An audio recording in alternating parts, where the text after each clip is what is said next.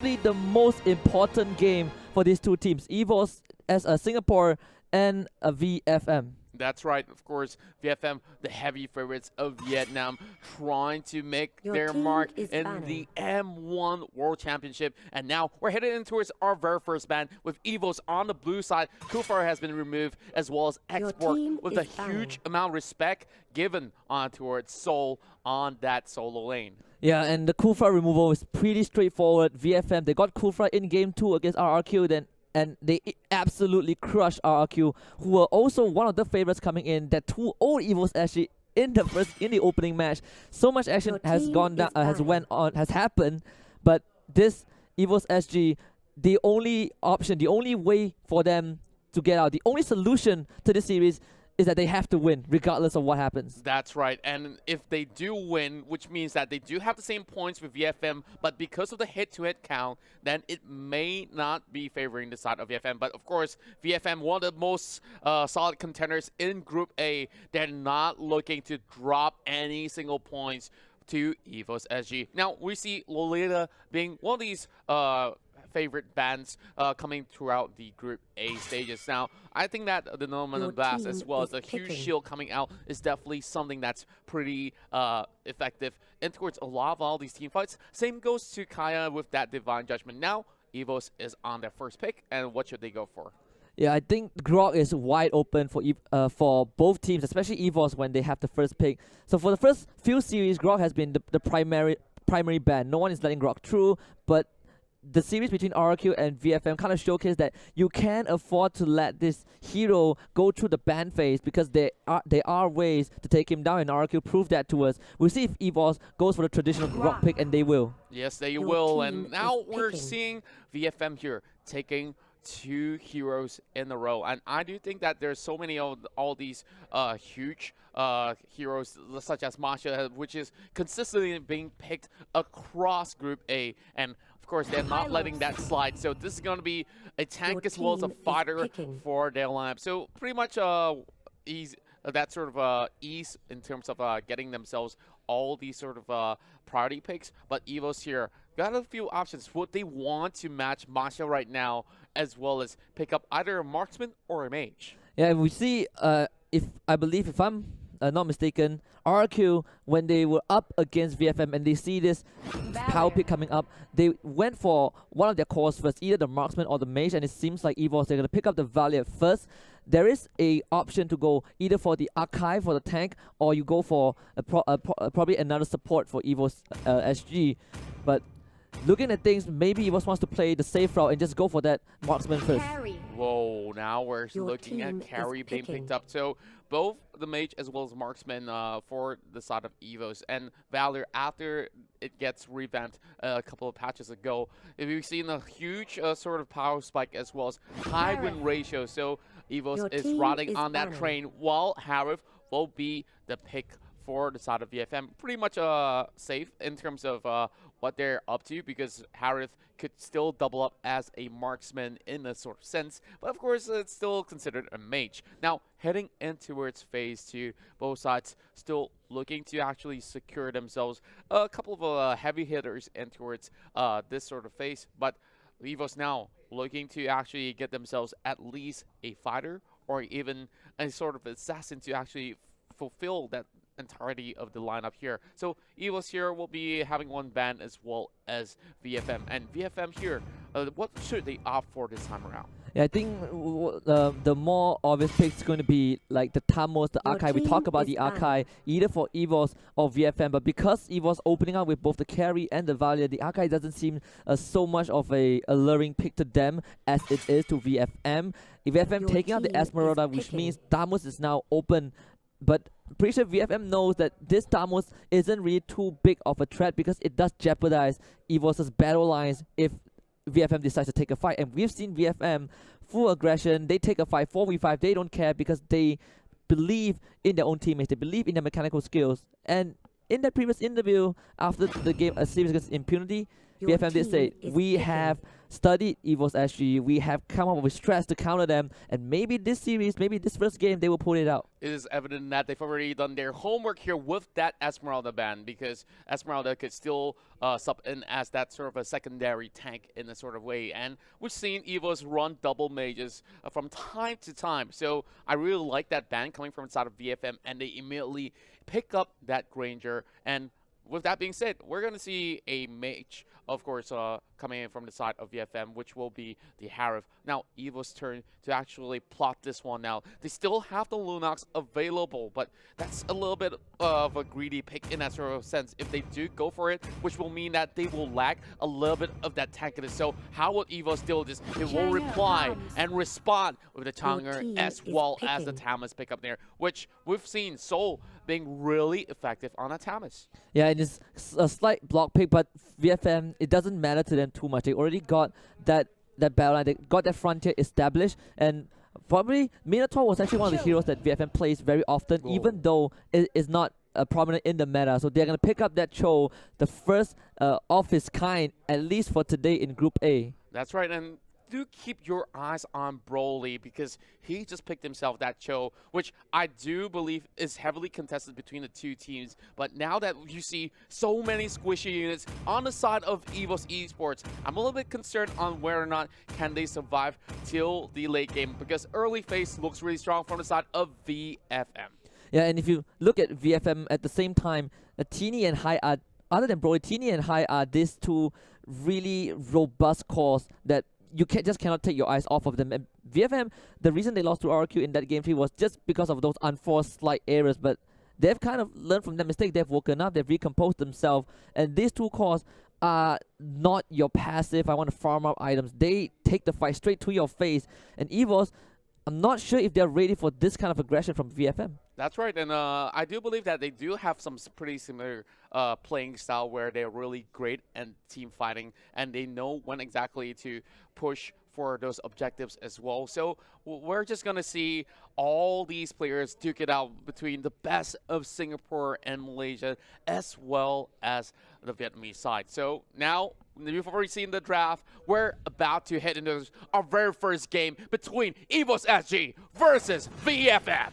Yeah, and it's only day 1 of this World Championship. It's only the first group, but we already have such an intense deciding match. I did not expect myself to say deciding match so soon, but here we are at this pivotal moment between Evos SG, who are temporarily on the back foot because the only way out is to win this series by hook or by crook. And VFM, if they win, they're through. Oh, whoa, that's a little bit too hasty of the side of Tiny, but of course, being a matcha, you could do as you please. Just slowly proxying the wave, and now Potato just dishing so much damage that Tiny is now left with only 50%, but you know, you could always just regenerate HP up as a Masha. Yep, back to 100% we go. Yep, that is Marsha, the lady with the power of the beast. She's going to unleash that, and we've seen RQ in the very first game itself today. They were the one who brought this Marsha. They were the one who showcased how Marsha can get such a big gold lead.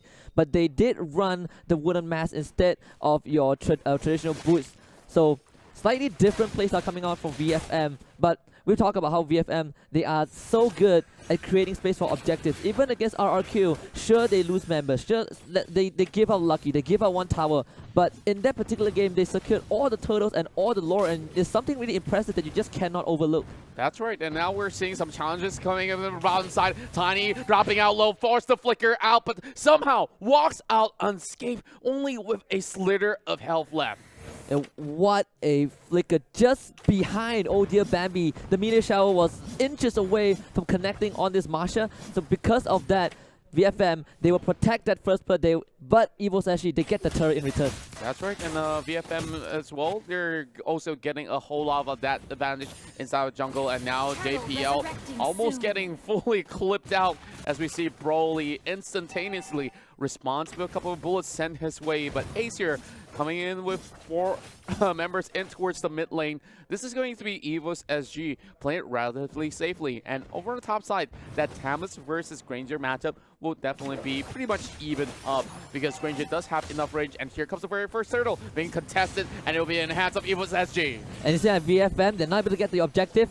not able to take the fight as well. Evos SG, they just immediately disengage, respecting VFM's ability to fight in this situation. Even though they have not hit level 4 yet, but Evos SG, they're not taking any risk. That's right, and I would say that that's a little bit too late for VFM to even respond, or perhaps the best that they can do is just use the Retribution to just snatch that one away, but there's a little bit of distance in between, and now Soul having to deal with T-Max as well as Broly. Could be a little bit of that sort of damage being chunked out there from the side of Broly. Now over on the mid lane here, they're responding with a push for themselves as well. Look at how similar both sides are actually playing, that things are still on a stalemate. No kills whatsoever in the span of 3 minutes. And Evos actually taking a page out of RRQ's book. They kind of learned that you cannot leave this Marsha alone, even for a couple of minutes, because that's what happened during that game with RRQ. So they're just going to commit straight onto that bottom tier 2. A great chill, Lucky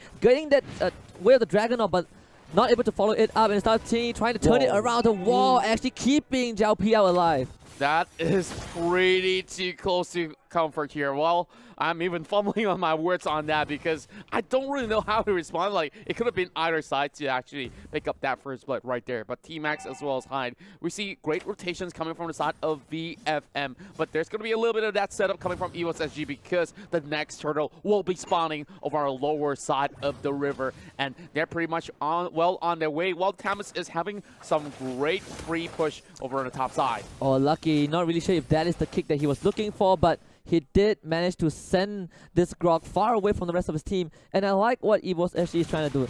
If you get the tier 2 bottom, you're forcing this Marsha to go to top, which Teeny is already doing so. But because of the early deficit, there's no way she can fight this Diamond. Forced to flicker away to safety. Meanwhile, VFM will start a fight immediately in the bottom corner of the map. Potato managing to get out with that flicker. Zhao Piao as well, escaping. Glorious pathway use as well by the Hylos as VFM tries to secure this second turtle.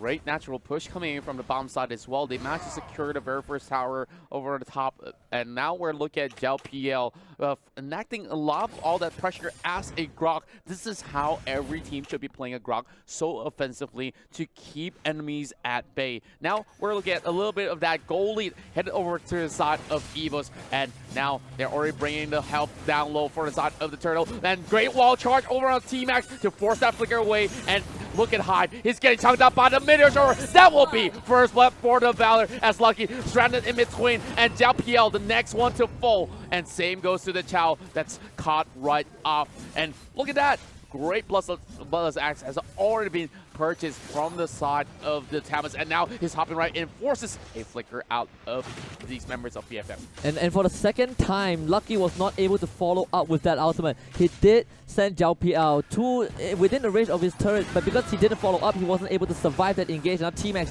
taking the brunt of that, should be able to stay alive a bit more, has to use that ultimate just for the extra regeneration. And Evos actually, they'll keep out the pressure, not able to take down that mid turret still though. Lucky again a bit far from home, they're gonna block him out with that wall, and it seems like Evos SG, they smell blood, they find one, and Hyde is not gonna be able to hide from this one. Double kill for Ace. Oh, I'm not too sure what he was actually thinking right there, because it's really too dangerous for him to face check in that sort of sense, and he went in for the flicker, trying to actually get in position to actually use the weight of the dragon, but that was way too much for him, as there's 3 members of the side of Evos SG to respond. And looking at that, T-Max can only hold on for so long. Righteous Pathway being used into effect, and lucky enough, they did stall a little bit of time. Look at the goal path right here, as Evos Esports are looking to extend it to a 5K goal lead. And coming into this, we expected VFM to be the one to start the fight, and they kind of did at the Turtle Pit, but never happened because Evos SG didn't want to give it to them. And now Evos SG,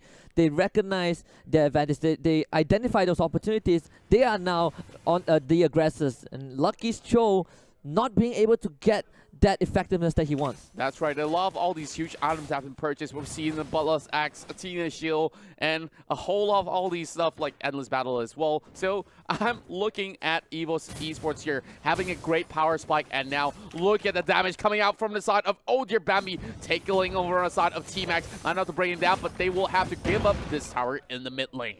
This is just smart play from Evos SG. They don't take fights. They just want the objective to you push VFM back. They know that VFM cannot contest all this wave. The only wave clear that they have is in the Granger, maybe a bit in the Harry, but they have to kind of be in close proximity, which VFM does not want to happen without that robust front line. And because of that, Evos actually, they're just going to take structure after structure. One last outer tier turret to go, and Evos actually will be looking at high ground. That's right, and well, heading in towards their third turtle of the game. Potato is going to solo this all by himself without any sort of a hassle at all. Well, over the top side, there's still immense pressure coming from the side of JLPL. If there's going to be an MVP, and I don't want to crown it so prematurely, but he has been so effective in all of these battles.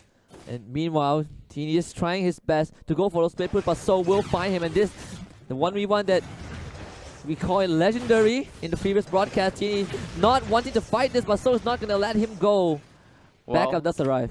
Well, I think it's really pointless to actually chase over Masha at this point of time because she's got that movement speed. She's got so many layers of health. So if you were to actually take down one Masha, it will take about 3 members at the very least. Yeah, Wild Power just gives her that so much more mobility, and as long as you push the Masha away from resources, that is as equivalent to killing her because she will be ineffective. And again, they do find the hideout. The Deadly Solana does come out, and look at Zhao Piao, the guy that says creating a lot of space. He gets kicked back, Way of the Dragon. Lucky though, not able to convert that into anything, and he ends up losing his life. And Evos actually, they'll claim another one, and they might be able to set up for Lord. That was definitely a perfect macro flavor because you talk about the setup here. They're going to create one more before going in for the Lord. Meteor shower from the Oh Dear Bambi to secure a kill. Flicker being popped from the side of Soul as well. Now we see all 4 members on the top side. They want to secure that tower, and perhaps they might just be able to break it open before even Lord spawns up.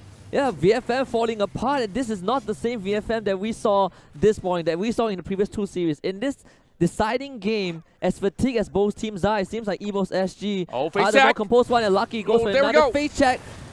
Not able to be killed off just yet, but seems like she's playing with fire at this point, and Ace and Zhao Pia would just push him back. Now back up is here, the Potato is there, and he will finish the job.